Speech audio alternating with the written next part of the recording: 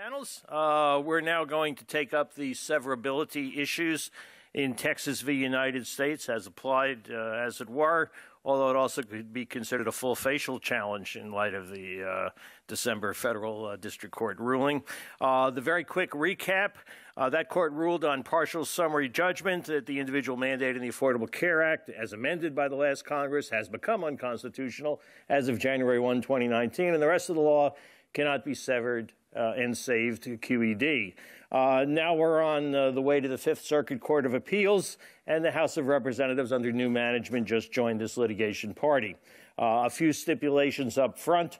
There are other significant legal issues in this case that could short-circuit another run at severability on appeal, standing, whether there's something unconstitutional that happened, and a few other lesser cats and dogs. But as much as possible with 4 litigators on an afternoon panel in Washington, we are not going to get bogged down in those items and instead move ahead to our separate hour of argument over what if severability, sort of like the Supreme Court did back in March of 2012 in NFIB v. Sebelius. So we'll have 4 opening rounds apiece with no hitting on the break. Up first is Josh Blackman, and I will introduce each speaker separately because they all have to insist upon being introduced, even though they need no introductions. Josh is an associate professor of law at the South Texas College of Law in Houston. He specializes in constitutional law, the United States Supreme Court, and the intersection of law and technologies, the author of a few books, Unraveled, Obamacare, Religious Liberty, and Executive Power in 2016. Before that, Unprecedented, the Constitutional Challenge to Obamacare in 2013. And among other things, he's the founder of Fantasy SCOTUS, the Internet's premier Supreme Court fantasy league. Many of the real rulings are enough of a fantasy, but aside from that, he's the author of over 4 dozen law review articles, including the upcoming Undone, the new constitutional challenge to Obamacare, which was, to say the least, very influential in Judge O'Connor's December 14th ruling in Texas v. United States. A full disclosure, I had to invite Josh here in order to ensure that I get mentioned in the index of his next book, pending a Fifth Circuit ruling and Supreme Court grant of cert. Josh Blackman.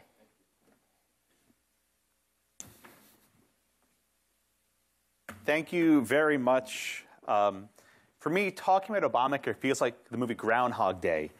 It's the same script that repeats itself over and over again. We all know what happened, and we all know what will happen. We just don't know how quite we'll get there. My analysis today doesn't focus on the mandate. Jim gave me fierce instructions. I will assume that the Supreme Court finds that the mandate is unconstitutional following the Tax Cut and Job Act of 2017. I'll just assume that. Okay.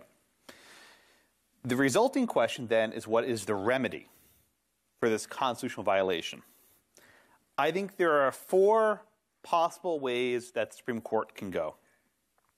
First, the mandate and only the mandate will be enjoined. Second, the entire ACA, all of it, will be halted. Third, the mandate plus guaranteed issue and community rating are blocked. GI and CR, these are the provisions that ensure that insurance companies can't discriminate against sick people. And the 4th provision is a bit unorthodox, that the correct remedy is to kill the tax cut. That is to restore the penalty at about $700 a year, give or take. So let's go through the options one at a time. First, if the court finds that the mandate is unconstitutional, then they have to declare the mandate unconstitutional and say that will not give effect. This remedy will not have much of an impact beyond the people on this stage. I would take it as a salutary victory for the rule of law. I've actually come to grips with Chief Justice Roberts and FIB. I've accepted it begrudgingly that this was his best way of reading the law. And if his idea that the law can be saved because the mandate raises revenue, and the mandate no longer raises revenue, that now it's constitutional, I'm happy. Again, no one else will care about that, but I will be very happy with that ruling. 5 stages of grief or I'm beyond. I'm underwater at this point. But I would be happy if the court simply declared the mandate unconstitutional and went home and said the rest of the law survives. Okay. That's option 1. That's easy. Option 2 is the remedy that Judge O'Connor adopted in Texas. And for full disclosure, Judge O'Connor cited my writings in 4 or 5 different places. So he found my things influential. That's probably a sign he's wrong. But the challengers proposed a remedy, you have to kill the entire ACA. And they based this remedy on the arguments advanced by the joint dissenters in the NFIB decision. Right? We had Justices Scalia, Kennedy, Thomas, and Alito, and they argue that if the mandate is unconstitutional, then the rest of the ACA must fall.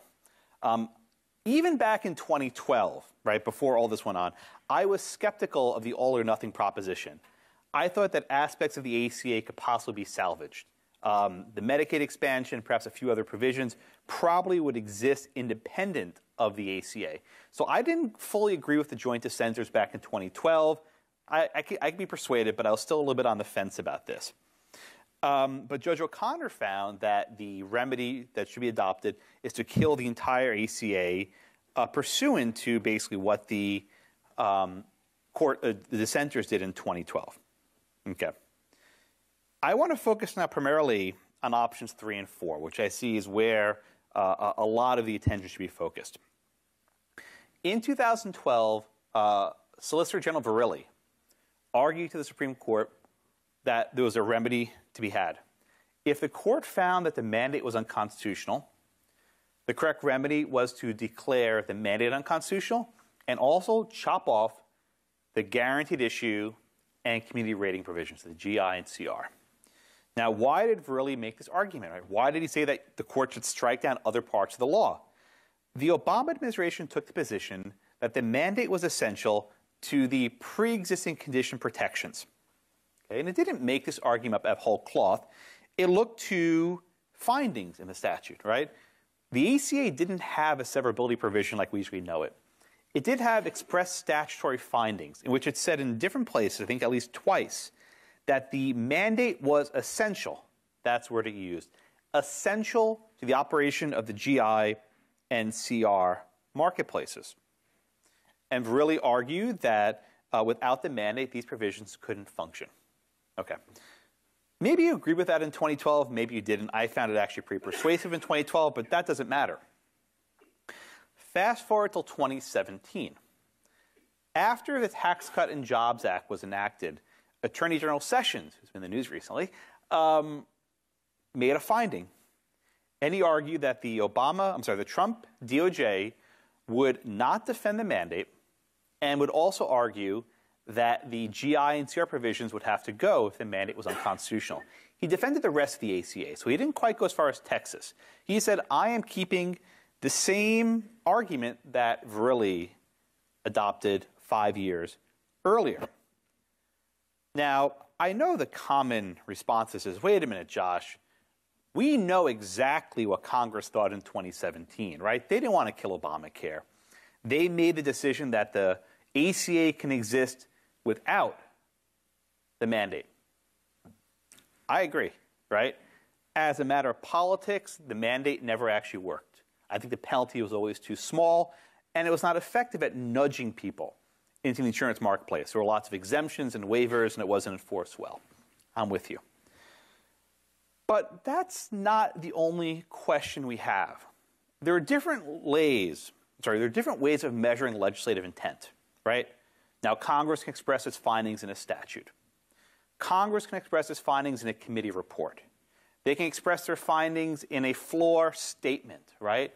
They can express their thoughts in a press conference. Hell, now politicians can express their thoughts in a tweet, right? That's now admissible evidence in any federal court.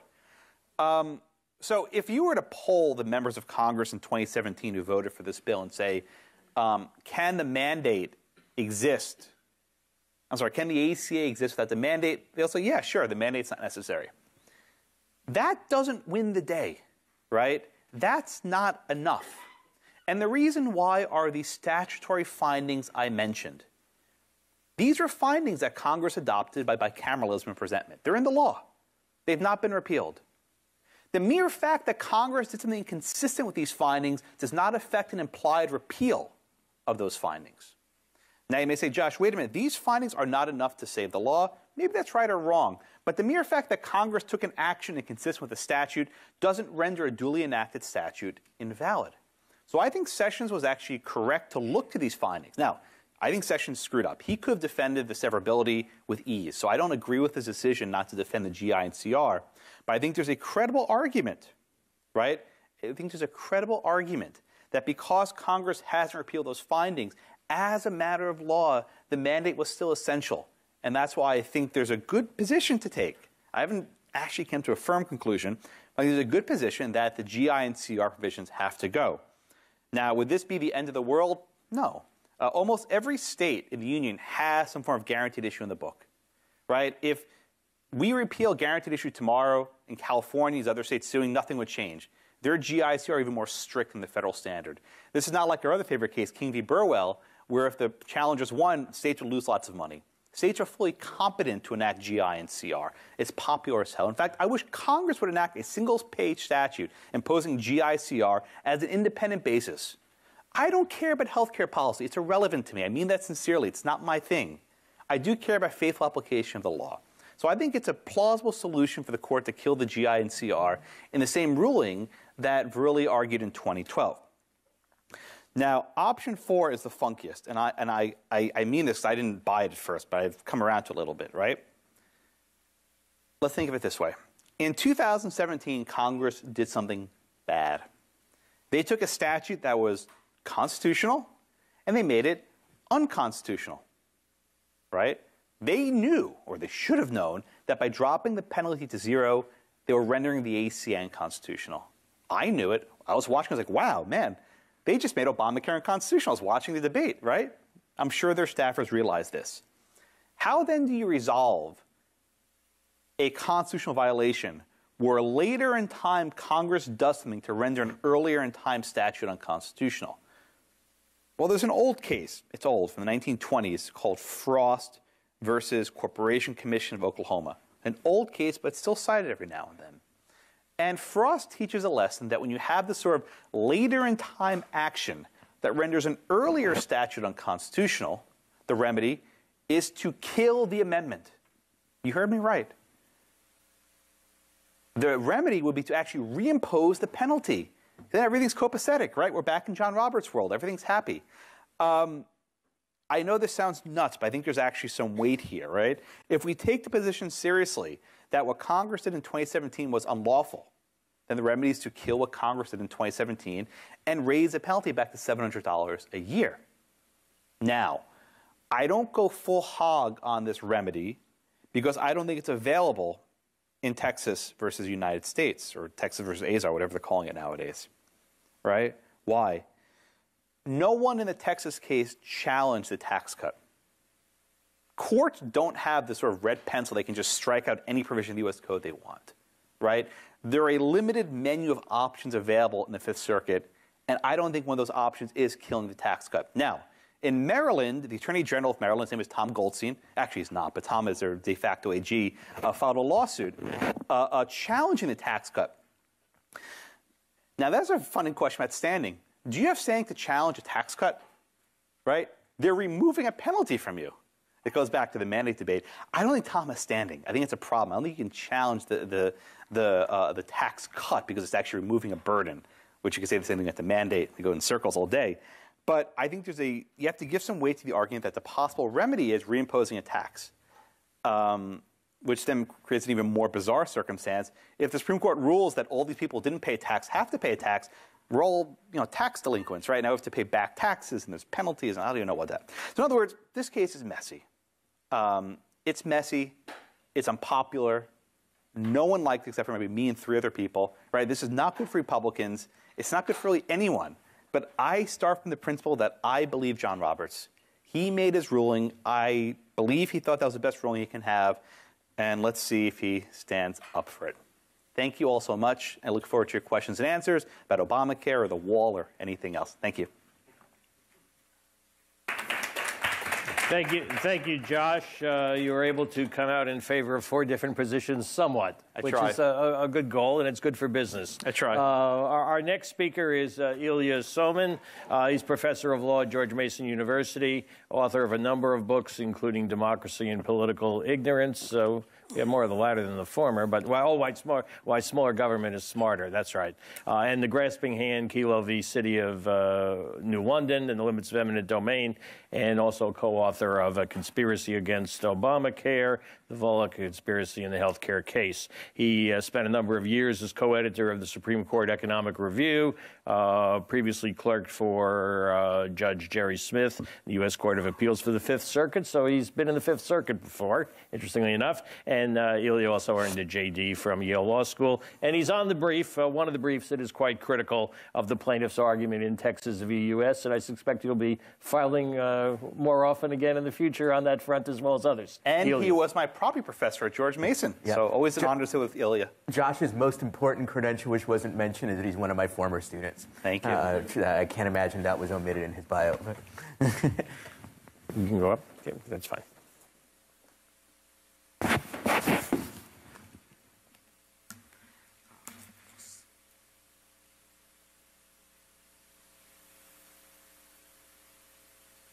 So I'd like to start by thanking AEI for organizing this very timely event and all of you for coming. I'm very happy to be here, though I'm not entirely happy to be in the position of having to defend Obamacare because, like Josh and others here, I was involved in the earlier Obamacare litigation. I argued that the mandate in its original form was unconstitutional, and I'm still unhappy that the Supreme Court decided things that way. I'm also unhappy that in 2017, the Republican Party, for the most part, failed miserably in its attempts to repeal Obamacare. My main objection to most of those attempts was that they didn't go far enough. Nonetheless, I do not agree with the severability argument that was put forward by the 20 states in this case, or the slightly more narrow version of it that was endorsed by the Attorney General. And I think if it does persuade the courts, then it would make a hash of severability law, and it would also set a potentially dangerous precedent, which is why I joined in the brief that was mentioned a moment ago. So as you saw earlier in the previous panel, there's a lot of disagreement about how severability doctrine should work and how the court should handle this. I don't propose to resolve that disagreement here, but I think on any reasonable theory of severability, this particular argument that the newly neutered mandate is inseverable, that argument should fail. And I'll go through several different versions of severability theory and explain why that's so. And then at the end, I'll talk a little about the dangers of the precedent that would be set if the severability argument advanced by Texas and the other states were to be accepted by the courts. So as you heard previously, the standard view on severability is what did Congress intend? This is the rhetoric the Supreme Court uses. Would the Congress have wanted the statute to be kept in place, the remainder of the statute to be kept in place, if this one part is struck down? And in this instance, if in any case you can figure out what Congress's intent is, here it's pretty clear. They themselves, in 2017, essentially neutered the individual mandate. They removed all possible penalty. If they thought this was really essential to the rest, they would have kept a penalty, or at least would have kept some sort of penalty. So their actions very strongly indicate their intent that they don't believe that this is all that important to the rest of the statute. If they did believe it, they would have let it have at least some teeth. And the court, by the way, has said that Congress can express its intent not just in findings and statements and the like, but in the actual text of their law.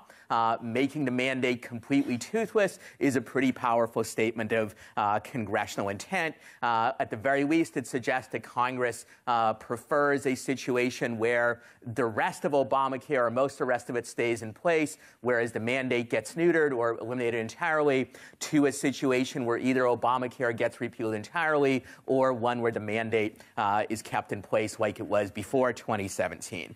Now, Josh and the plaintiffs in this case, they say, well, what about those 2010 findings that say the mandate was essential, right? There's a lot of them, or those statements by the Obama administration and others. I think it's pretty obvious what those statements refer to is not the mandate as it exists since December 2017. It's the mandate that existed before with the associated mandate penalty.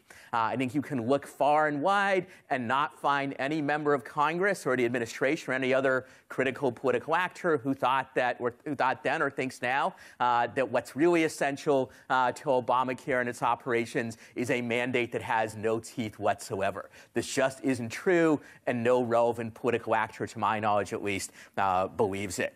And so therefore, those 2010 statements, even if they're in some sense still binding, they're binding only with respect to a version of the mandate that doesn't actually exist anymore.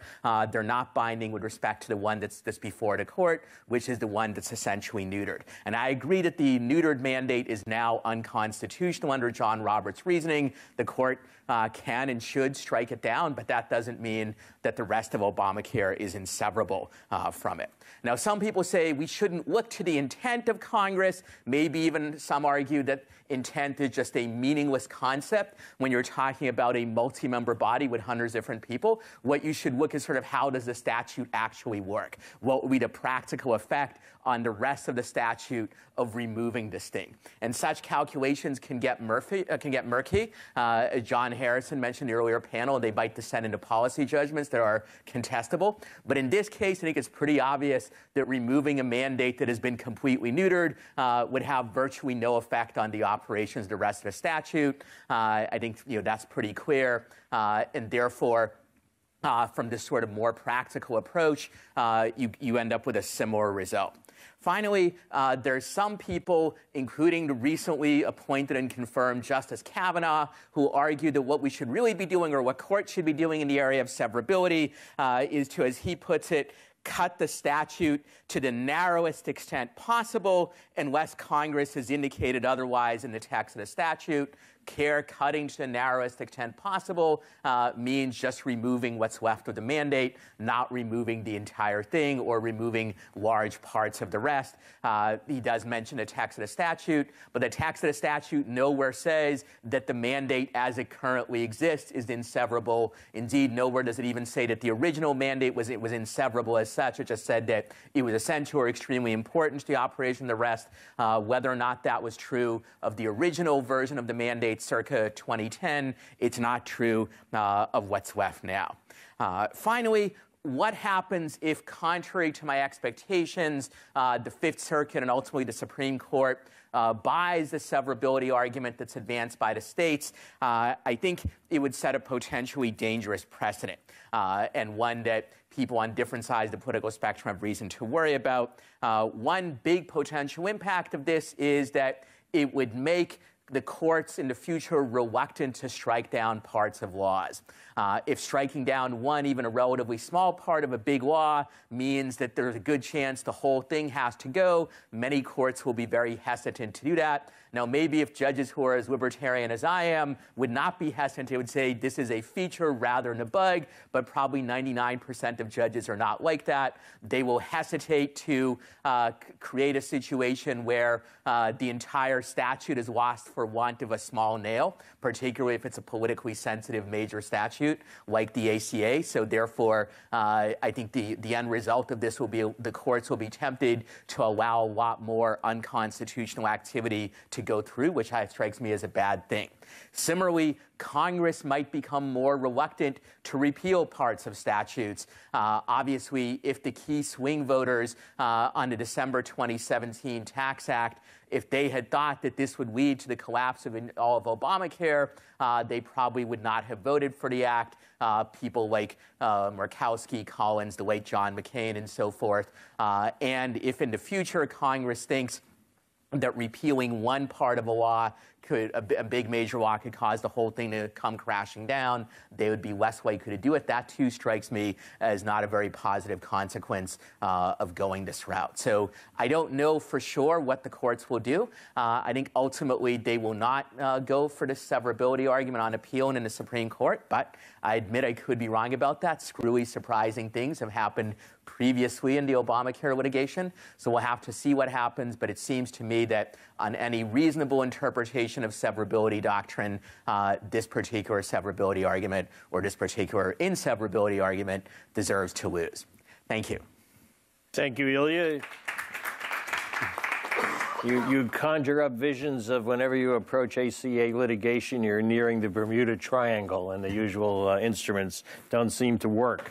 Our next speaker is Jim BLUMSTEIN, University Professor of Constitutional Law and Health Law and Policy at Vanderbilt Law School, and is Director of Vanderbilt's Health Policy Center. He's served as Principal Investigator on numerous grants concerning managed care, hospital management, and medical malpractice. So you have someone who actually knows health policy here as well as health law, which is only an option, not a, just a feature, maybe a bug.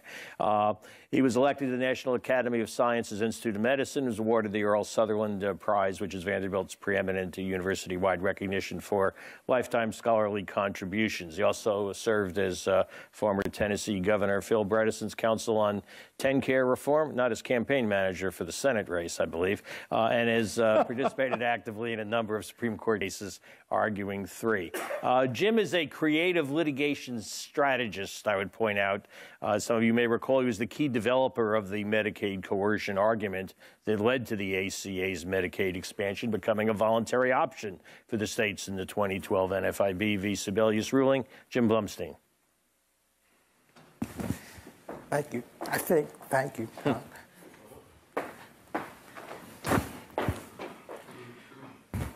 Thanks to Tom for including me in this very distinguished set of panels and fellow panelists. It's been several years since I was at AEI, and I remember under Tom's leadership, we had a program before the NFIB versus Sebelius case in which we talked about Medicaid expansion, and Tom was very much facilitating that discussion, and no one was really interested in that part of the case except a few of us academics who put forth the theory. I want to start by recognizing that people can sometimes say things that have meanings that are kind of the opposite of what they expect, and I think sometimes in litigation this is true as well. And I love to tell Yogi Berra stories, but the Yankees, when he played for the Yanks, trained in St. Petersburg, and he was waiting for his buddy Mickey Mantle outside the training facility, and he was dressed in a T-shirt and shorts, and there was a young woman with a tank top and shorts, and she saw Yogi and said, "Yogi, you look pretty cool."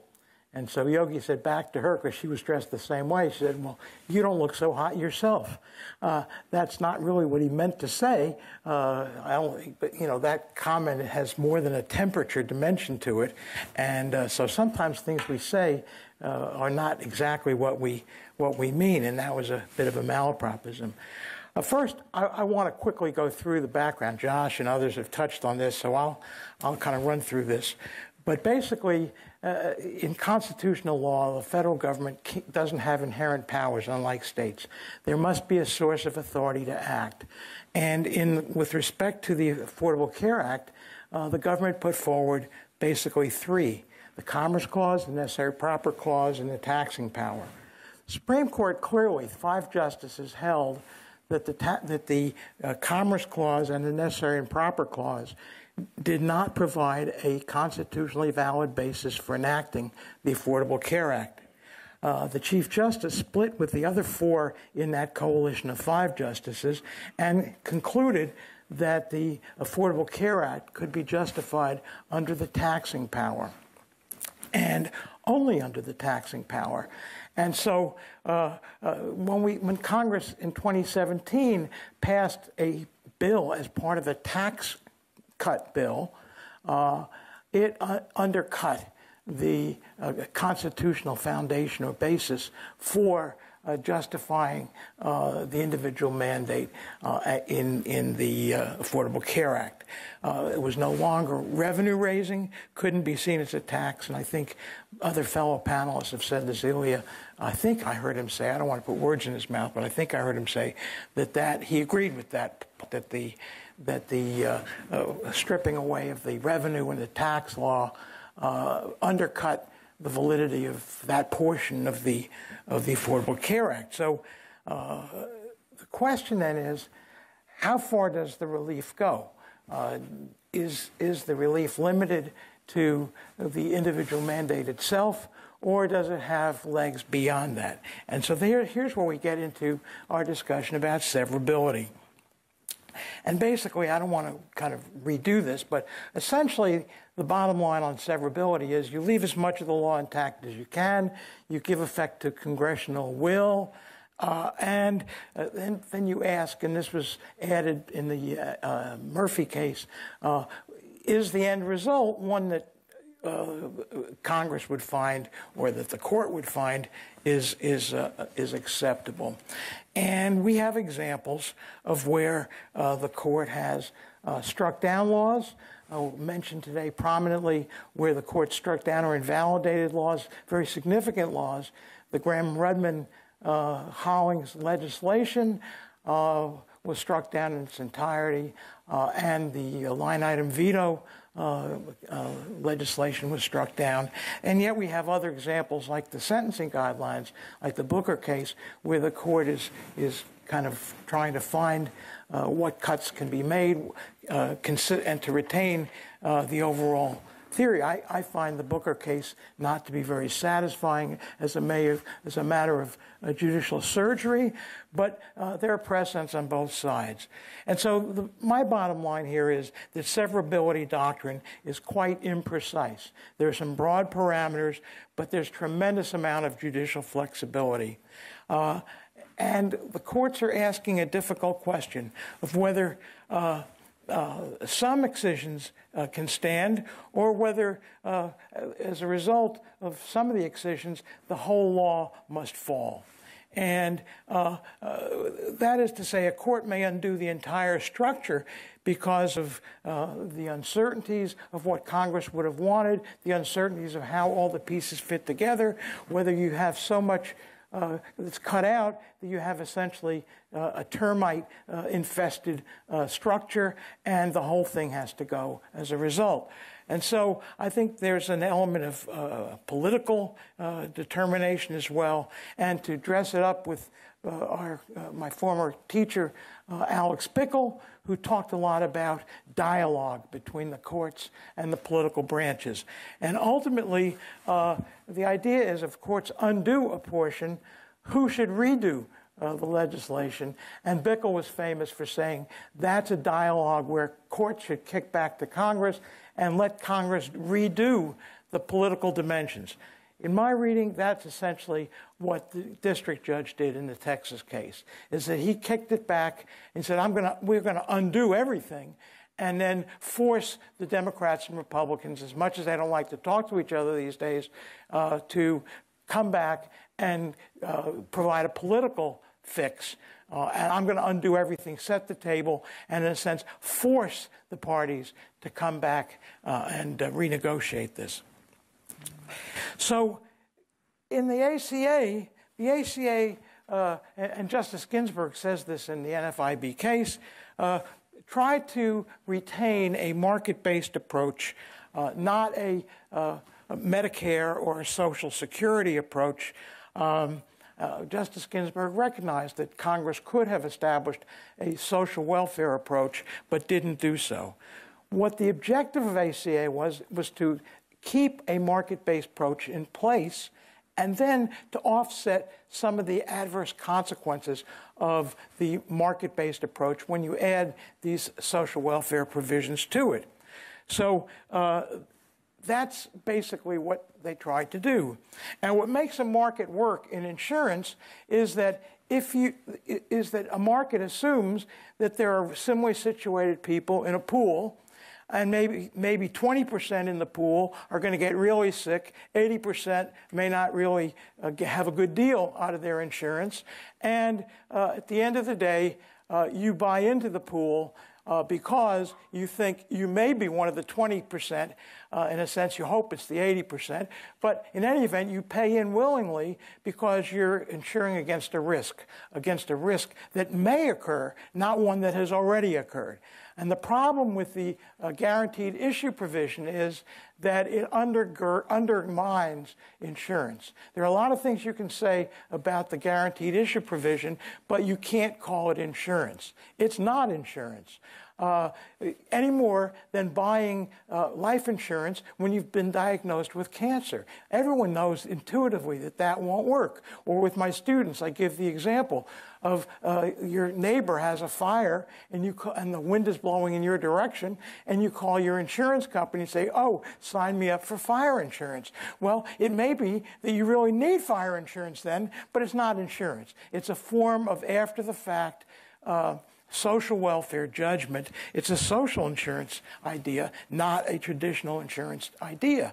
So what crosses the gap here? What marries these two ideas of traditional insurance and social insurance? And the problem is that you need some folks willing to pay the 80% so that the 20% in the insurance pool who need it can get their health insurance. And by the way, I always like to tell the students, I never feel cheated at the end of a year when I don't collect on my life insurance. I never feel cheated that I lost my premiums. Actually, every year I celebrate in January. I made it through another year, and I'm very happy. And I've yet to feel cheated. But that's the idea. But if I give you a lousy T-shirt. but if I follow the rationale of guaranteed issue, if I got sick during that year when it was too late to sign up and had a pre-existing condition, that would be gaming the system. And it would be in my interest. I would much rather buy insurance when I know I really needed it. But that's not the nature of insurance. So there are many things that you can say about guaranteed issue. You can't say it's insurance. It's just not insurance. And to say it's insurance is a misnomer. That's why I started with Yogi Berra. It's not insurance. It's social insurance, if anything. And so then the question is, what did the ACA do? The problem is there's no incentive to sign up if you can always get insurance, and that will diminish the pool. And states had that example beforehand, a dozen states or so, and there was a death spiral. Well, there may not be a death spiral now because of the subsidies, but it has adverse consequences. And so when you take the mandate away, which is what the 2017 tax law did, we can expect that there will be many fewer people who will not sign up. And that takes away the deal because you no longer have a substitute for a market. The substitute for the market was coercion. In a market, you don't need coercion because the incentives are to sign up if you want to insure against the risk. Once you have guaranteed issue, you need to find a way to put dollars into the pool so that the sick will really have the dollars necessary to support them when they get sick, when they need it. So, as I said, there may be a need for coverage, but the guaranteed issue is not insurance as we know it. So the government recognized this, and no one has talked about this, and I'm surprised in the context of the ACA. People care about pre-existing conditions. This last election showed that that was a big concern. But in my terminology, what that means is that there's a strong constituency for treating health care as social insurance. And in fact, the new wave or the new articulation of single payer is really to transform and to get rid of a private insurance market and to transform medical care into social insurance and to give up on traditional insurance. And that's a hotly contested issue. Certainly the politics were not there in 2010. So what does that mean in terms of what the ACA did? The ACA wasn't going to kick in for 4 years. It was passed in 2010. It became law operative in 2014. And so the benefit of insuring those who have pre-existing conditions was going to kick in at the same time that the coerced payments, the individual mandate, was going to kick in. And the Congress recognized the two were inextricably linked to each other. But that didn't mean that there wasn't a problem between 2010 and 2014. And what did the ACA do? It created high-risk pools for those 4 years. It didn't create a mandate for even-handed treatment for those with pre-existing conditions. This was a recognition that one was interrelated, inextricably interrelated with the other, is that you had basically 4 years in which the problem of people with pre-existing conditions was going to be handled not through a non-discrimination rule, a civil rights paradigm, but through the actual funding of pools. And Tom has written about this, and I actually think that's the long-run solution. If the Republicans know what they're doing, they will find a way to fund coverage for those with pre-existing conditions and not undermine the insurance market. But we'll see. That requires appropriation of real money. And if people say they care about this issue, but they're not willing to pay for it. So, I mean, some of this is a shell game. So, but the high-risk pool strategy was in the law, and it was in the law until the individual mandate kicked in. Okay, so will the market work?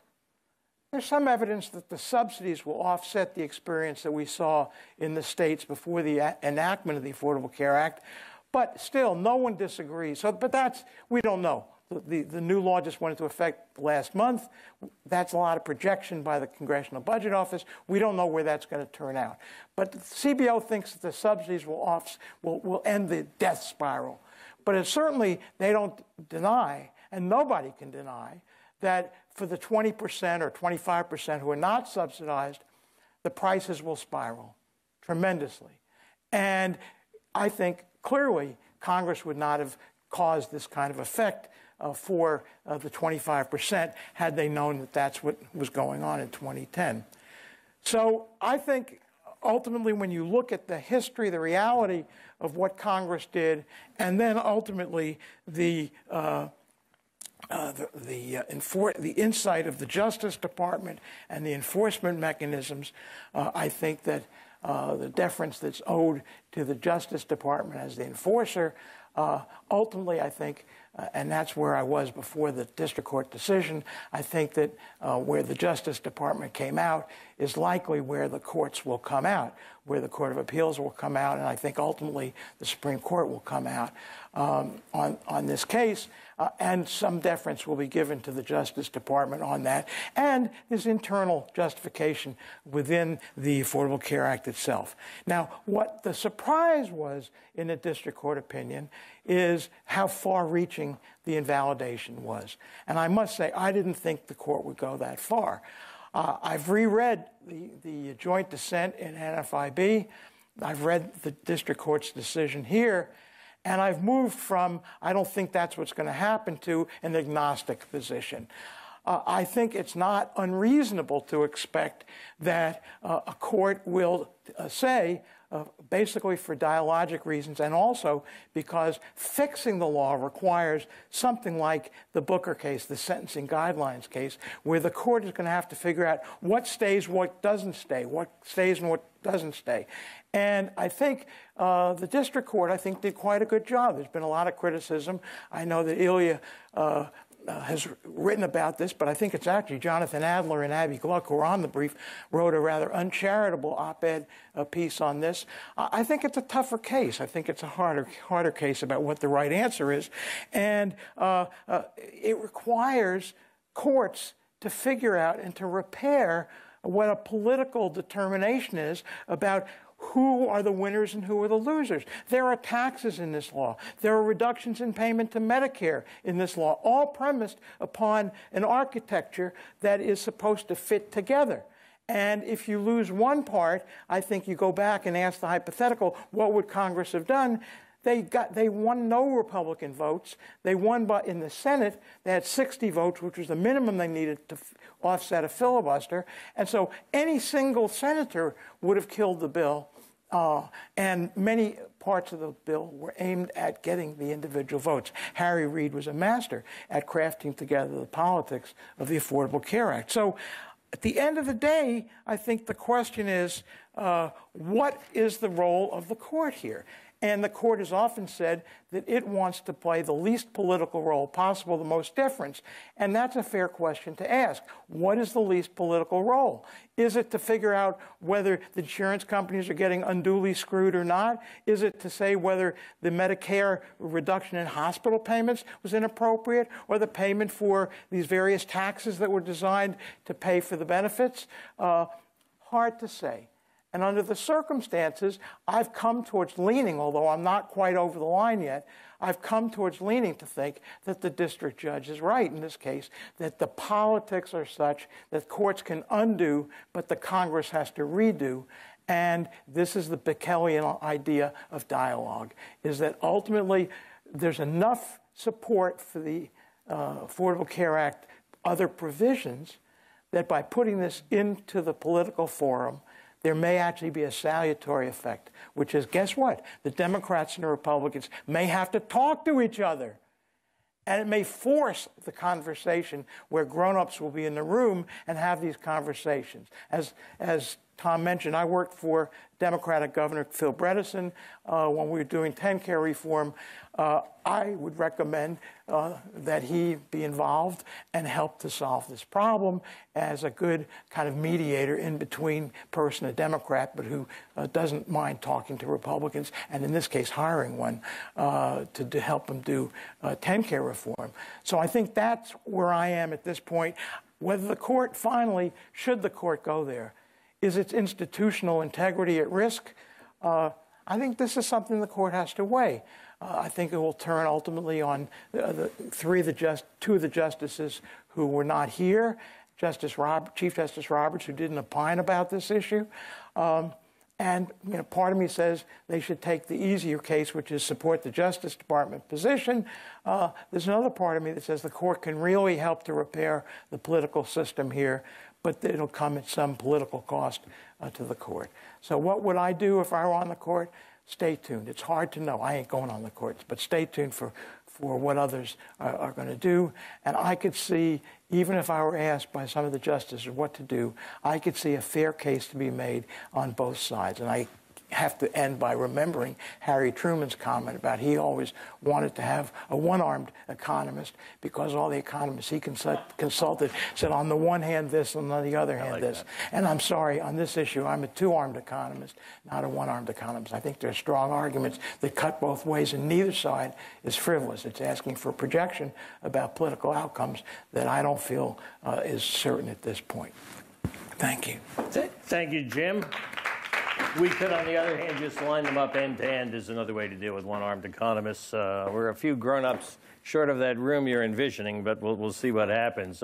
I should have mentioned earlier, since you alluded to him, that John Adler was unable to make it today. He was too busy getting ready for his Strange New Respect Award as a one-time ally. What's that? We kid because Respect? we love. I wouldn't know. It's an old Tom Bethel American Spectator Award, first given, I think, to Justice Kennedy, but a long line of Republicans who had grown in office or otherwise received it about 25 years ago, or more or less.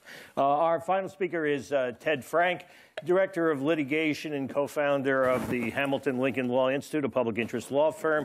He's argued a number of Supreme Court cases, Federal Court of Appeals cases, winning a number of landmark decisions on civil justice reform issues. The New York Times calls him the leading critic of abusive class action settlements. Wall Street Journal referred to him as a leading tort action advocate and praised his work exposing dubious practices by plaintiffs' attorneys in class actions. On the other hand, he wrote the vetting report of vice presidential candidate Sarah Palin for the McCain campaign, so there's that as well. You win some, you lose some. Is that in his bio? You got I didn't write that in my bio. Everything I've been doing the last 10 years is to get that off with the first line of my obituary. But it's good penance. Just to complete the rest, because Ted's done a lot of important work. He's formerly a legal scholar here at the American Enterprise Institute and also at the Manhattan Institute. He's on the executive committee of the Federal Society's litigation practice group, and he clerked for Frank Easterbrook on the Seventh Circuit and graduated from the University of Chicago Law School. Ted Frank. Thanks for having me. It's a privilege to be back at AEI, and this is my first time on the game show stage, so excited about that. We heard in the first session Ronald Reagan talking about the importance of simplicity, and I will endorse that by not repeating so much of what we've heard before because so many of the panelists have covered what I wanted to cover. So let me endorse Professor BLUMSTEIN in saying that what Congress has done has created an incoherent statute that does create problems and possibly dooms it to a death spiral. But in the worlds of justice, words of Justice Scalia, he wished he had a stamp that said "stupid but constitutional," and I think that's what we have here, because I endorse what Professor SOMIN said about the severability arguments, and to that I'd like to add, I am definitely one that when you're trying to divine congressional intent, you don't look at the tweets, you don't even look at the committee reports, which can be often written by lobbyists in hopes of influencing later courts. And who's to know what the intent of Congress is when you have 435 legislatures and 100 senators on top of that? But here, this isn't a close question on these things. We know the intent of Congress was not to repeal Obamacare in its entirety because they tried to do that and they didn't have the votes. We know whatever the intention of Congress was, it was not to reaffirm the findings of what they did the initial time around, because they took the initial Rube Goldberg device of the ACA and its mandate, which was strikingly ineffective because it wasn't harsh enough, and then they completely nullified it and turned it into a hortatory command. And of course, government does hortatory commands all the time. You have commercials breaking eggs and talking about drugs and telling you not to smoke and things like that. And they've turned Obamacare into the same sort of hortatory command with perhaps even less effectiveness. So we know that despite the death spiral that they've probably doomed the ACA to, the intent was not to get rid of the ACA in its entirety. It was not option 3 that they wanted less issue and the like to die. So we're left with Josh's option 1 and option 4. And to me, option 4 has a certain appeal to it. You have a statute that not only is constitutional, it's quote-unquote unquestionably constitutional because the Supreme Court said so. And you now have an act of Congress that has arguably done something that is unconstitutional. And I think here we're sort of getting into an eschatological choreography because we've been asked to assume that what Congress did was unconstitutional in turning the mandate into a hortatory command. But once we have that assumption, well, what follows from that, we have a constitutional act, and then we have an unconstitutional act. You can undo the constitutional act and restore the constitutional act that was passed by Congress. Ted, that's absurd. You're now saying that the courts are creating a tax increase, and I will acknowledge that is pretty absurd, which I think creates the underlying problem with the initial assumption we're making that a tax cut is somehow unconstitutional. But now that we have that assumption, one way we can undo it is by undoing the tax cut, because we have, or we can take what a Justice Kavanaugh would probably do is what is the narrowest thing you can do, and that's the option 1. You hold the mandate as a whole, is now stricken because we have decided that the hortatory command grants you standing to ask for it to be held unconstitutional. So here it is, it's unconstitutional. There's no more hortatory command, and everything is exactly the way it is because I don't think there's anything in the record whether the hortatory command actually forces people to do things that they don't want to do. As we know from the initial first few years of Obamacare, the problem is that even the $700 or so penalty was not enough to get people to buy insurance, and was dooming the entire Rube Goldberg device to a sort of death spiral, which is now accelerated. As much as I hate to contradict my former client, Professor Blackman. My professor and my lawyer both screw me over. This is awful. Former lawyer. So I can be against you on a different matter. No conflict. As much as I hate to disagree with Professor Blackman, who's obviously had far more influence on this area of the law than I have, we have, I don't think the court actually has the problem with the blue pencil of rewriting statutes, and we know this because we've seen Justice Roberts do it. We saw him do it in Free Enterprise Fund versus Peekaboo. We saw him do it to a certain extent when he declared the mandate to be a tax, notwithstanding everybody insisting that it wasn't a tax and getting the law passed. And to a certain extent, we saw him do it in King versus Burwell. So if you're making predictions about what the court's going to do, even assuming that they get to the point where they say that the tax cut in hortatory command is now unconstitutional, or grant standing for somebody to ask for it to be declared unconstitutional, I don't think that they're going to be reluctant to either take option 1 or option 4 and strike what the more recent act did. So that was, hopefully very simple, and I see I'm well within my time, so we have more time for questions. That was fine, Ted. And let me just start off on this way. I didn't have to go outside the Federalist Society to generate disagreement on this. This is a pretty wide dispersal pattern, and now you could argue about the magnitudes within the membership.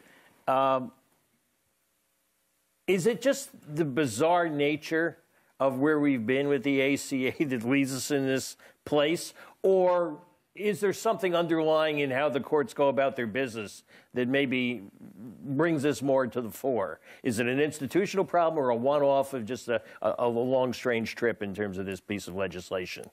Oh, this is a long, strange trip. And I think the biggest difference between the ACA today versus the ACA in 2012 is a political force. Every Republican is falling in line with the ACA's protection for guaranteed issue. And the notion that a court could then set those provisions aside would be devastating to the Republican Party. Right? I'm not popular for what I'm doing. Right? Texas is not popular for what they're doing.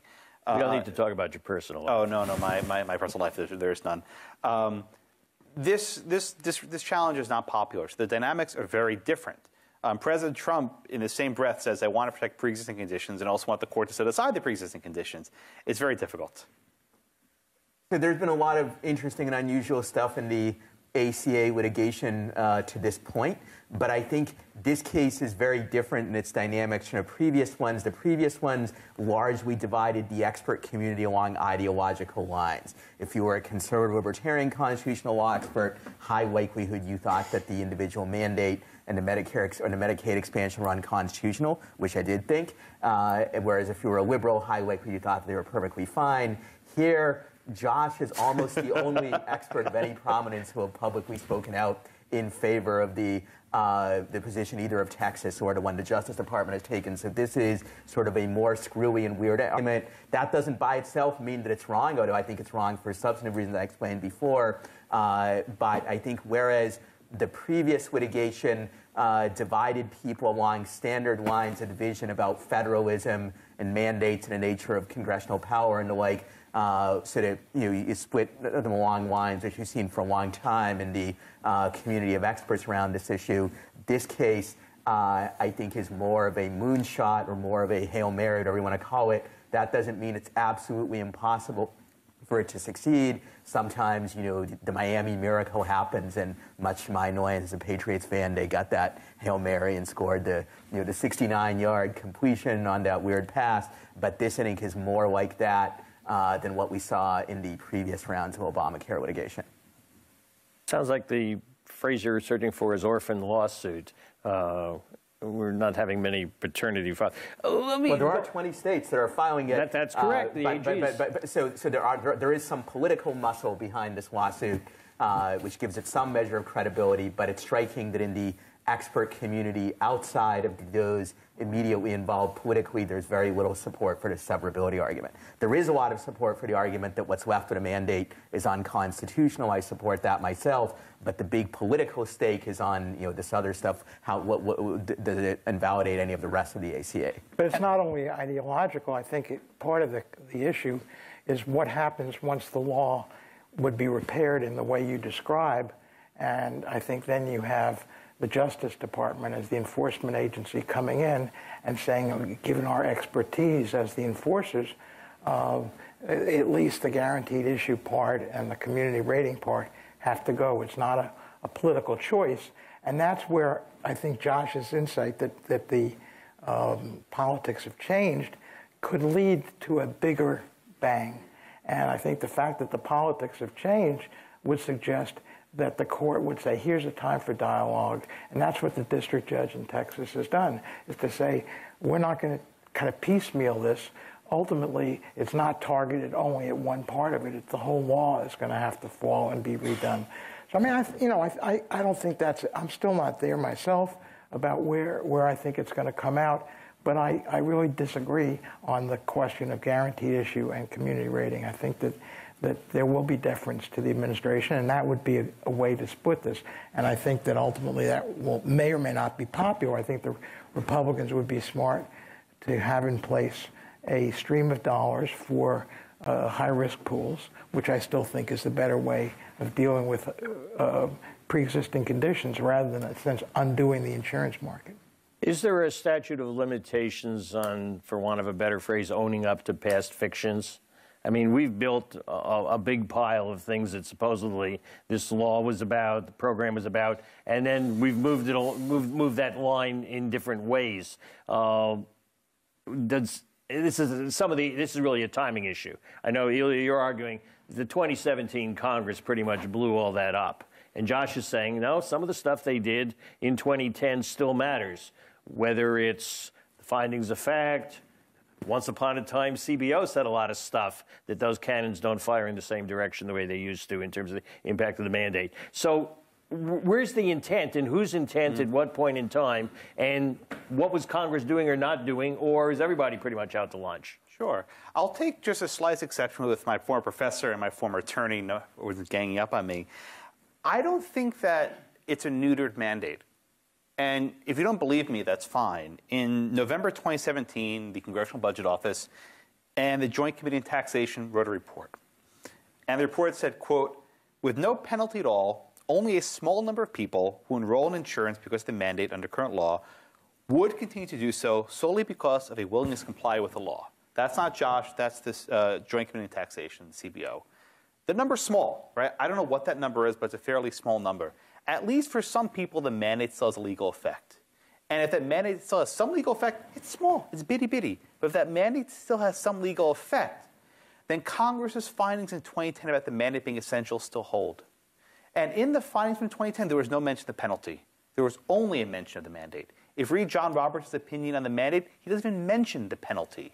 The litigants in 2012 understood the mandate and the penalty are different legal provisions. It was litigated that way, NFB was written in that way, and I think it still exists today. I think the mandate is basically a non sequitur for most Americans, but for a small number of people, it does matter. And for that reason, I think Congress's findings in 2010 should still be given some force.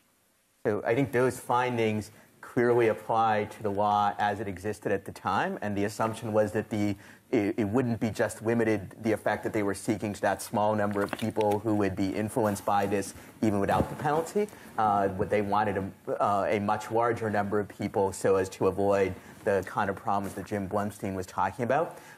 So I think it just defies belief that those findings were either meant or understood at the time or any time since then to refer to a mandate that's neutered in the sense that it only applies to a small number of people whose decisions would actually be changed by it.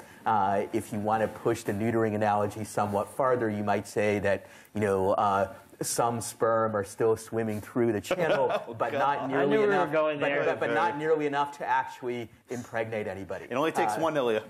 And I don't. It only takes. Actually, it takes more than one to give you many more than one. Actually, many. We're not even in the first trimester. To give you a higher than to give you actually a statistically significant chance of causing a pregnancy, and that's what's going on here. There's just there may not be enough sperm even with the $695 penalty.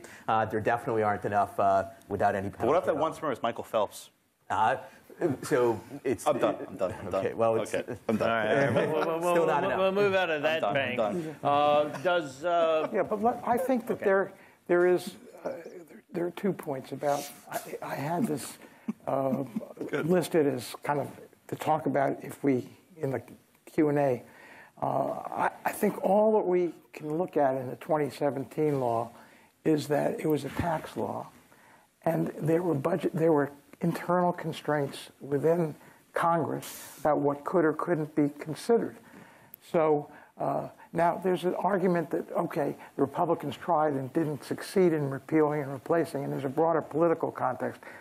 I'll address that second. But the first is, I don't think you can draw the inference that the Congress had said, well, we'll leave it the way it is. We think that's best. I think the most you can say is that Congress didn't address that issue, and it did what it could under the rules, and what it could do is it eliminated the tax, and that has the effect of making the rest of the law of the mandate unconstitutional. Now, what one can determine from political failure, certainly. This is not a frivolous argument, but I think it's not a persuasive argument at the end of the day. One can point to Youngstown Steel and the concurring opinion of Justice Frankfurter, in which he talked about Congress's consideration of seizure and then not voting for it was tantamount to prohibiting it. Okay, so if I were writing a brief, I would cite that and that support.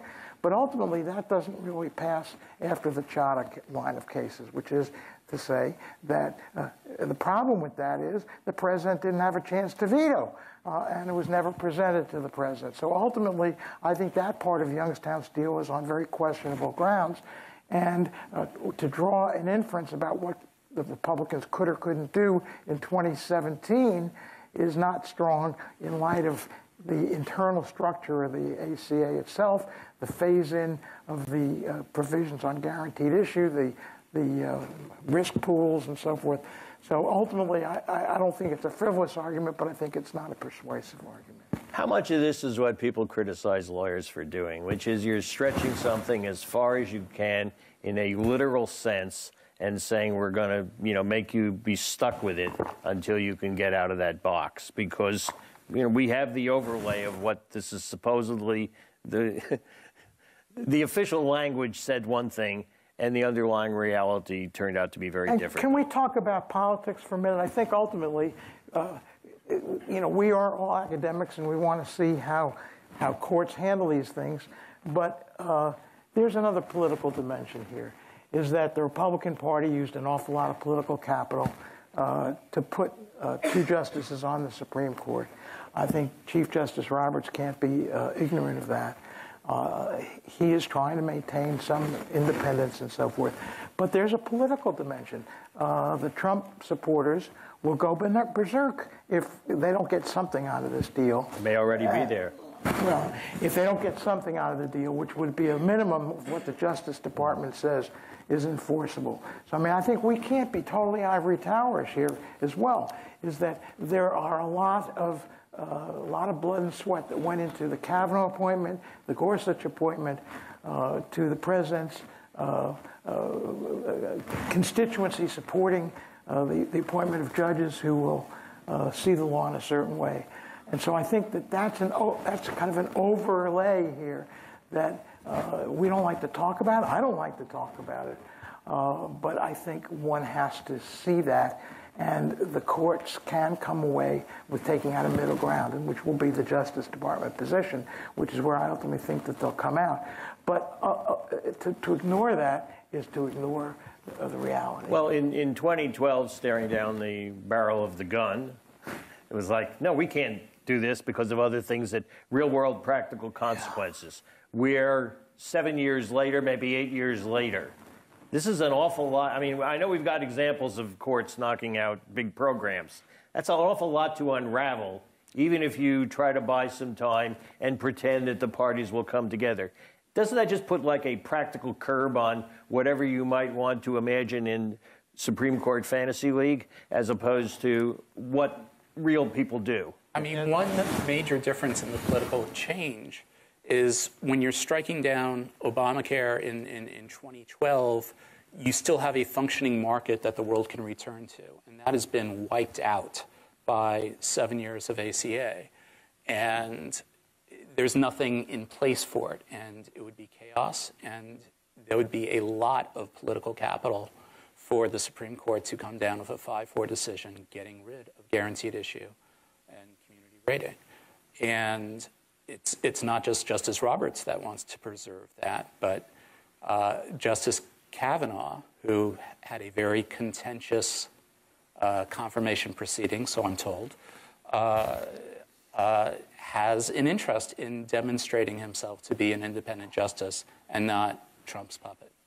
So chaos is someone else's brand. Yeah. So I think if we're going to look at political aspects of this and how those might influence the courts, there's both sort of a doctrinal aspect and a broader political aspect. The doctrinal aspect is that if you're going to look at the politics or whatnot and consider it in terms of measuring congressional intent, then you can't have it both ways. You can't, on the one hand, say, well, what the 2017 Congress doesn't really count in terms of intent because of the rules about taxes, but at the same time ignore the broader context. And in fact, they did it through as a tax measure because they couldn't get the broader type of repeal.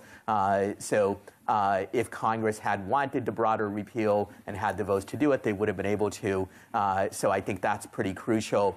On the question of the justices and their political calculations, yeah, probably some Trump supporters might be disappointed if this case doesn't go the way that Texas or the way that the Justice Department wants it to go. But if you look at, where Trump's core support is, it's not among the people who really want to get rid of community rating or guaranteed issue. It's among people who want to do things like build the wall. And if anything, Trump, relative to the other GOP candidates in 2016, was noted for his total unwillingness to cut social welfare programs like Obamacare or like Social Security, Medicare, and the like. And he always claimed that he would keep the pre-existing conditions, things in place. So I doubt that the justices will feel like, they disappointed some big Trump constituency if they don't go Texas's way on this. Whereas on the other hand, Roberts may well feel, and Kavanaugh and others as well, that they will spark a massive backlash on the left and maybe even on the center if they do this. Which they're very conscious, I think, of things like that the left is talking about possible court packing when and if they get into power. So I don't know if that stuff will really have an impact or not. I think they could just resolve this if it even gets to the Supreme Court just based on fairly simple standard severability doctrine. I don't believe this is a close case on that. But if they do start weighing these non-doctrinal calculations about where is the biggest political risk, it is likely that the biggest political risk from John Roberts' point of view is in striking down all or most of the ACA, that he will regard that as more risky than either choosing one of the other options, the simplest of which is just simply to get rid of the residual mandate, or alternatively, something we haven't talked about, to say, well, there's no standing here. That's a possible ruling. And let me pile on John Roberts for a minute, if I may. This is his fault, right? If John Roberts had just said this is an exercise of the commerce power, go home, we wouldn't be sitting here. For the last 7 years, I thought, maybe Obamacare becomes unconstitutional. It's like Schrodinger's mandate, right? Depending the price of the mandate, the penalty goes up and down. There was even a blog post in 2014 where there was one place in California where paying for insurance was actually less than paying the penalty for some rich people. I said, Obamacare is now unconstitutional. I was thinking of standing, right? This is Roberts' fault. He created this bizarre reality where you have this fluctuating mandate that hinges upon these guardrails of the penalty being raising revenue, whatever, right? We're here because of him, and I was going to make another mess to make even a deeper mess. So I blame John Roberts for a lot of things. A lot of people deserve blame. I opposed the tax ruling. I thought it was just straight up unconstitutional. It's not a tax. His sort of Rube Goldberg contraption of why it is a tax. Very few people are particularly persuaded by that. But in fairness, it's also the fault of the Republican Party for not being able to get together to come up with a more effective Obamacare repeal. It's the fault of the Democrats for designing Obamacare the way they did in the first place. It's the fault of the public for their poor understanding of economics and public policy for voting for the politicians who did this. So there's plenty of blame to get around it, to go around here, but I'm not convinced that blowing up severability doctrine is the way to get out of the situation. You left out the libertarians. You were spreading that blame around. So I think most of us are largely blameless. We oppose both the enactment of Obamacare. We oppose the individual mandate, most of us in toto. And to the libertarian healthcare experts have a variety of policy proposals that wouldn't rely on this kind of contraption to try to increase access to healthcare and reduce costs. I think our fault is that we don't have more influence than we do. Two things. I think we've been very fortunate that Chuck Schumer and Nancy Pelosi have not gone to President Trump and said, we would like to get rid of Obamacare and replace it with this single-payer health care program we call Trump Care. Scottish version. And we don't have a president with a coherent policy framework. If they had done that, we would have a president who would endorse it and then a base that would support it 80%. Now, the Democrats might oppose it 80%. And that might, and we might find that the country is now 60-40 in favor of the free market. But, and ILYA has written very persuasively on that sort of political ignorance. But everywhere where Justice Roberts has disappointed the conservative base, it's where he's been following, and it's interesting that we mentioned Bickel, because I've always thought of Roberts as being a conservative in the Bork-Bickelian sense, most of all, but in the sense of really the least dangerous branch, and restricting the court to only intervening where it comes down to the political structure of the First Amendment, of political speech, and the political workings of the Constitution, and everything else narrow and defer to the political branches. And if you look at that framework, that explains Free Enterprise Fund. That explains what happened in the first two ACA cases, and I think it will predict what happens if the Fifth Circuit puts the Supreme Court in the position of having to decide this. Yeah, I think that I agree with Ted on this issue with respect to the Chief Justice.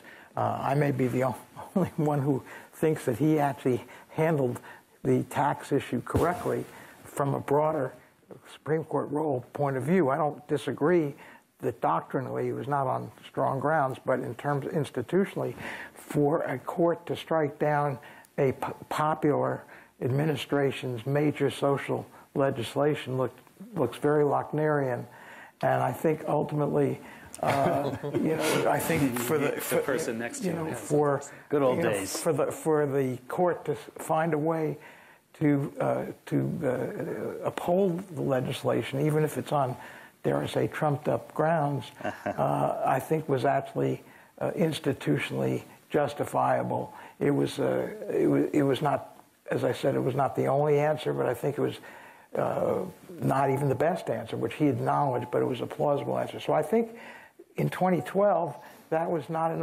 although I would have preferred a different outcome, I actually supported his outcome. I think that this becomes a reasoned and reasonable position. I think the world has changed in 2019 from 2012, and I think that my sense of kind of where things are, and my chief piece of evidence for that is how the Supreme Court just handled the capital punishment case. I've lived through these. Yes, thank you. Well, that's a bad way to say it. I've witnessed, because we had 3 executions in Tennessee this last year, and I've seen how the abolitionists handle these capital punishment cases, and it's turned me from a kind of middle-of-the-road person to a pretty tough on the defendant's person on how this has been handled. And finally, I interpret the court saying enough is enough. These are issues that can be important. They can be adjudicated after this person is dead. There's 10 other people waiting. If we really have to have an imam in the chamber, if that's a First Amendment requirement, fine. Someone else can raise it. This guy's committed a heinous crime, and he's going to be executed. And I think that explains how they wouldn't give a hearing that they've had enough. And I think that that's ultimately where 2019 is different from 2012. There have been a couple of quick hedging remarks about, if this gets past the Fifth Circuit too. So let's dive down into the Fifth Circuit for just a moment. I think Josh Neely has good feel for that more recently. It's a different kind of composition of the judges there. What's the shot? Well, was that a question for me? Yeah, or anybody. I'll go first. I live in Houston. I pay attention to the Fifth Circuit. It is a fairly conservative court. But more importantly, as these sorts of cases are appealed, they get tighter. I agree with Jim. Judge O'Connor's opinion had some good parts, had some parts that, I think could have been strengthened a bit. And I think that's just cited you more often. Yeah, the parts who didn't cite me were the problems. But the problem is when cases start out, they're somewhat raw and new. As they go upstairs, the briefing gets tighter on both sides. Now you have 3 judges instead of 1 thinking about it. If there's an en banc proceeding, I think there are, 11 or 12 judges in the Fifth Circuit? I can't remember. It was 15, 16? 15. 15, yeah, thank you, Ilya. 15, a lot of 15. new ones. So there are a lot of judges. This will get better. And again, my one refrain since the outset of this case is don't ridicule this. Don't dismiss it. Don't laugh at it. There are arguments here that might be right, might be wrong, but this is not frivolous. And when someone says an argument's frivolous, and I write a 70-page paper responding to that, there's stuff, right? There are arguments to be had, and some of my arguments have been replied to, and some of them haven't. So I look forward to these arguments being fully vetted by everyone. And Ilya? Yeah, so I can't know for sure what will happen on the Fifth Circuit. I did clerk there, but that was 16, 17 years ago. But I do think, for the reasons I said before, this is a very weak argument. I don't think, with due respect to Josh, I don't think there's anything in the 70 pages that makes it that much stronger. And therefore, I think there's a high likelihood that the Fifth Circuit will reject it, either just for the reasons I mentioned, or they do have the option of saying there's no standing here, which might be a very tempting argument for at least some of the judges, even though I personally disagree with the view that there's no standing. There's a lot of people who take a narrower view of what's appropriate standing than I do, including a lot of people on the right. And therefore, that's another way that it could be gotten rid of. Now, that said, as I said in my original presentation, we shouldn't be too confident about what might happen with this kind of Obamacare litigation, in that any argument that has the backing of 20 states and of the Justice Department in some sense has entered mainstream discourse, whether it's worthy of entering mainstream discourse or not, and therefore there's a non-frivolous chance that a court will accept it, but I think the odds are against it, and I think more likely than not this case will die at the Fifth Circuit, either based on standing or based on them ruling that this stuff is severable, and therefore... Just to understand the sequence, I mean, the Fifth Circuit has to uphold something to get to the Supreme Court. Well, as a matter of theory, whatever the whatever the Fifth Circuit decides, in theory, whoever loses can petition. In theory, but in practice, the Supreme Court almost certainly will take the case only if the Fifth Circuit upholds the district court ruling, at least in part. That is to say, either that they strike down the entire ACA, as Texas wants to do, or they strike down guaranteed issue and community rating, as the Justice Department wants to. If either of those two things happen, the Supreme Court will almost certainly take the case. If the case gets dismissed on standing, or they rule that the residual mandate is severable, then I think it's very unlikely that the Supreme Court will take the case. And the catch-up Democratic case got knocked out of court recently, in Maryland, which would have created a hypothetical conflict. Yeah. Again, I think if any court of appeals, whether the Fifth Circuit or some other one, rules that this stuff is the residual mandate is unconstitutional, and B, the rest is not severable, or a lot of the rest is not severable, that will get to the Supreme Court. Any other kind of ruling that ends up either kicking on procedural grounds or ends up deciding that the only thing that goes is the residual mandate, that probably will not go to the Supreme Court. That would be my prediction. I just have to say that I heard the same thing about the Medicaid expansion. ILYA was good enough to say a nice word about some op-ed that I did, but I briefed that and wrote about it afterwards and went around the country speaking about it, and that turned out to be the only winning argument on the other side. And I will say there were many dismissive arguments that we had to deal with on the other side. So I'm not saying you're wrong, but I would also say that the history of the ACA is that surprises come out. I think the fact that the Justice Department has taken the position that it has is a stronger argument for the other After all, Chuck Wepner went 15 rounds. It's always possible. Yeah. So I was in a position in the previous ACA litigation. I agreed with the Medicaid expansion argument, but I didn't think it would succeed. And the reason why I and even most of those experts who agreed with it didn't think it would succeed was because we didn't think the court was actually serious about the coercion issue. And it turned out they were serious. But importantly, there was a basis for that argument in the previous doctrine. We just didn't think, and it turned out we were wrong not to think that the Supreme Court was going to enforce the doctrine in that area. Here, there is not even, in my mind and mind of most experts, a basis for it in the existing doctrine, which makes it different. That doesn't mean that the justices can't decide, well, you know what, we want to blow up some of the existing doctrine and reinterpret it. They can do that if they want.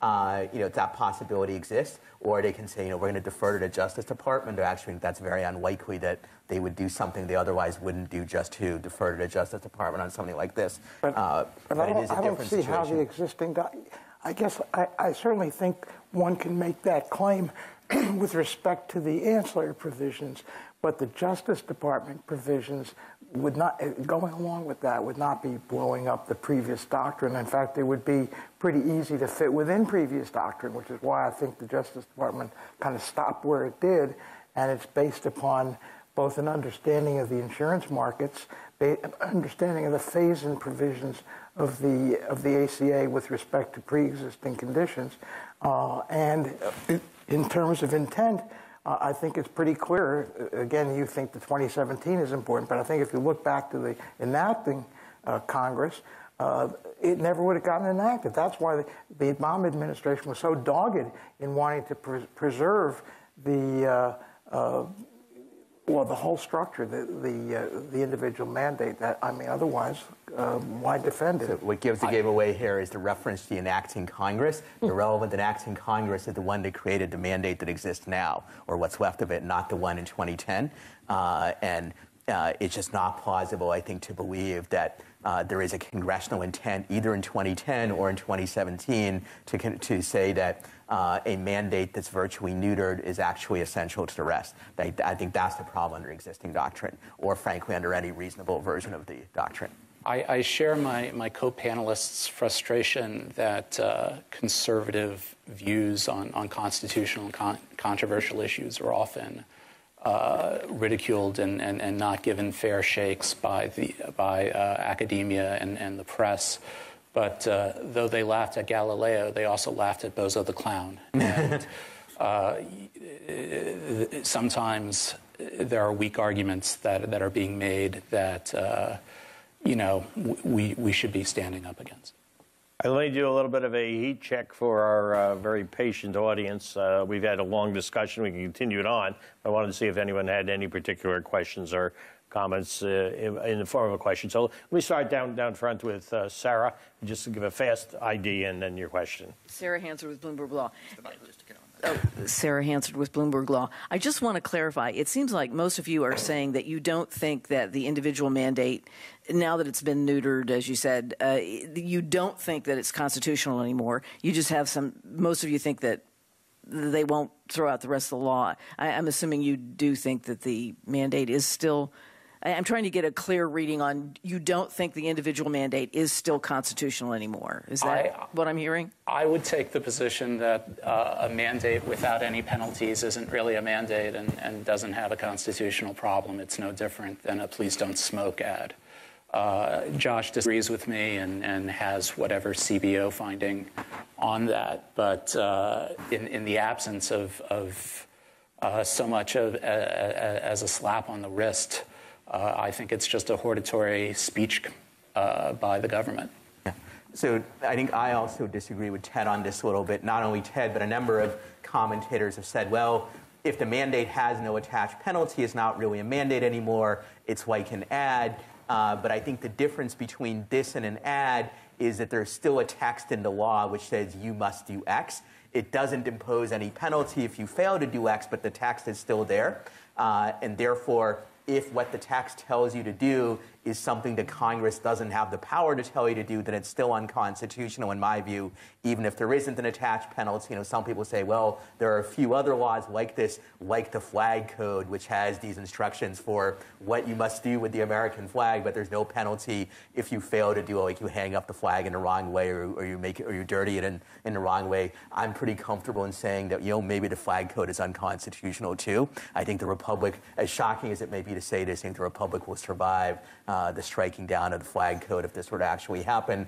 And I would say the same thing here, that Congress, that if mandating X is otherwise not within the power of Congress, then that law cannot be saved merely by the absence of a penalty. But of course, some respected legal commentators, Ted and others, disagree with that and would say that if there's a lack of a penalty, then it doesn't matter whether the mandate is otherwise within Congress's power or not, because that's just Congress expressing their opinion or something like that. And I'll add one addendum. The ACA's mandate applies to some people, not others. The law exempts some aspects of the population, Native Americans, people who are incarcerated, those not here lawfully, not others. Right? I think this differs from other criminal statutes like the flag burn provision, which applies to specific conduct. This statute applies to some people by virtue of their existence. And I think the mandate still exists and it's unconstitutional. All right, we'll go back there. Hi, Paul Heldman with Heldman Simpson Partners.